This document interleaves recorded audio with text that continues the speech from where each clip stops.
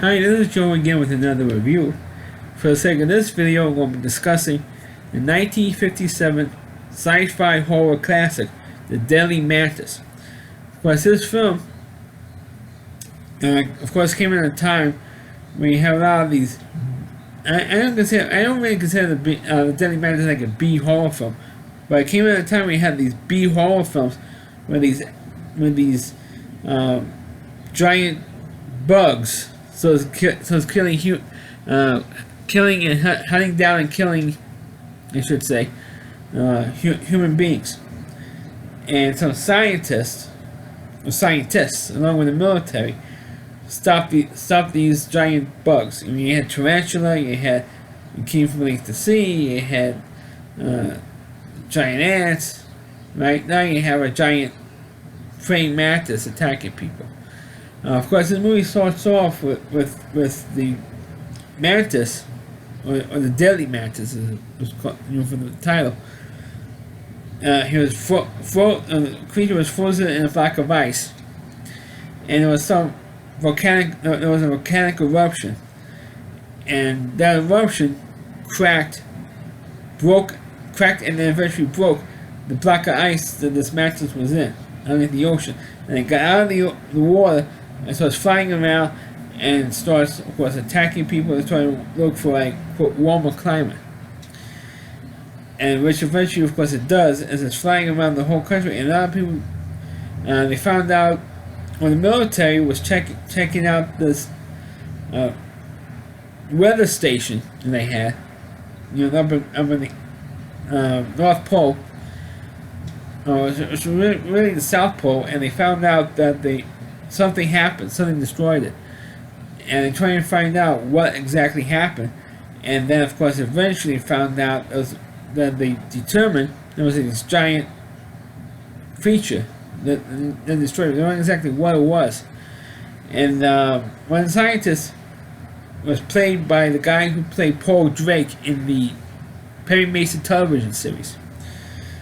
And he figured out it was maybe a giant mantis. It did this because only a mantis or a female mantis could do something like this.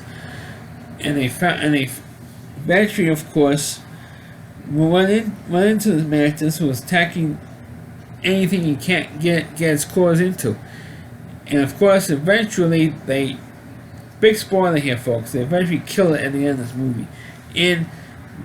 It was called the New York Tunnel, but it's really like the Holland Tunnel or Lincoln Tunnel. Well, one of the tunnels we have in New York City, because eventually gets to the mantis finally gets to New York City and got into one of the tunnels, and one of the pilots hit the mantis, almost like dead on.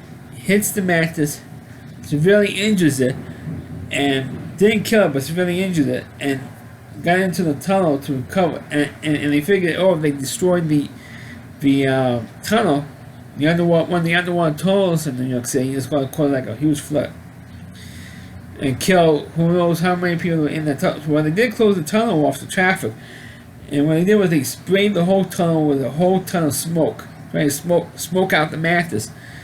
And what they did is they eventually did finish the job at the end of this movie. And the movie's not very long. It's like maybe an hour and 20 minutes. So, but this movie, I know I have reviewed recently a lot of these B horror films with the giant creature, a giant octopus, or in this case a giant mantis.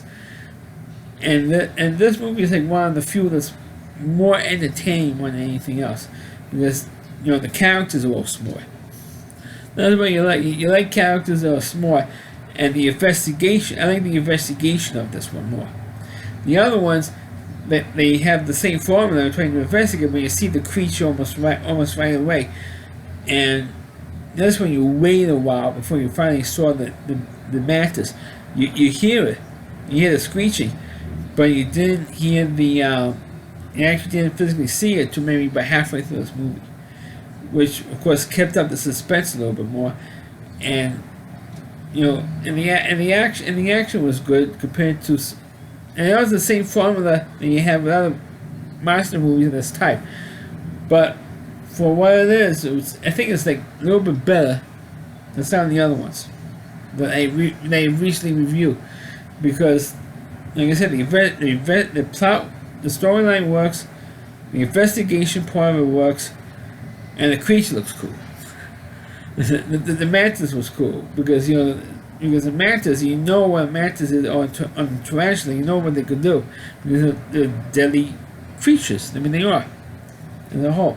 So those the ones you know that are actually deadly in real life, those are the creatures that actually work in these horror films.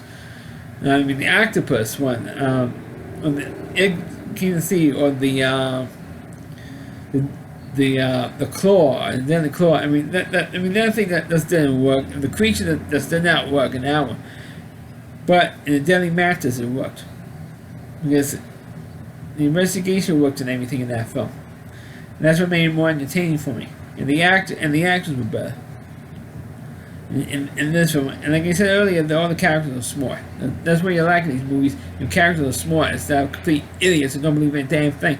And everybody believed what was going on in this movie, and they didn't have to the scientists didn't have to convince the military what was happening, because they saw what was happening. They saw them, and they had contact with the mantis.